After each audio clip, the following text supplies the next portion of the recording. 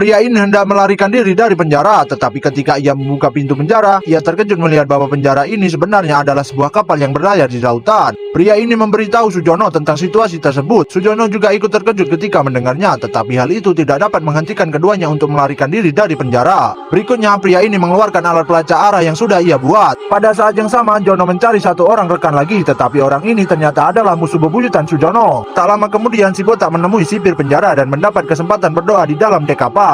Memanfaatkan waktu ketika sipir penjara itu pergi, pria itu langsung mengeluarkan alat pelacak arah miliknya. Setelah mendapatkan data arah, lalu pria itu mulai menganalisis. Ia merasakan arus hangat di atas kapal dan arah penyiraman toilet berlawanan arah jarum jam, dan berarti mereka berada di belahan bumi utara. Ketika sudah menghitung segalanya, pria itu yakin bahwa mereka berada di lautan negara Maroko. Dan Sujono mengatakan dia akan menyiapkan jemputan saat melarikan diri. Pria itu teringat pada seorang dokter, lalu ia sengaja membiarkan Jono untuk menusuk dirinya. Ketika berada di rumah sakit, pria itu menceritakan kepada dokter tentang identitasnya dengan harapan mendapat pertolongan dari sang dokter. Tak disangka dokter itu setuju untuk membantu si pria menyiapkan segalanya. Lalu mereka mulai bertindak. Si pria mulai mengetuk tembok terus-menerus untuk mengelabui sipir penjara. Ketika kepala sipir mengira itu adalah kode Morse, ia langsung mengerahkan pasukannya. Hal itu dilakukannya untuk menahan kerusuhan yang akan dilakukan oleh si pria di area C esok hari. Tak lama kemudian kerusuhan pun dimulai, tetapi bukan di ruangan C. Pria itu bersama kedua rekannya segera menjatuhkan dua penjaga penjara dan menaiki tangga menuju atas kapal. Ketika sampai di pintu besi, mereka mendapati pintu itu dikunci dari jarak jauh.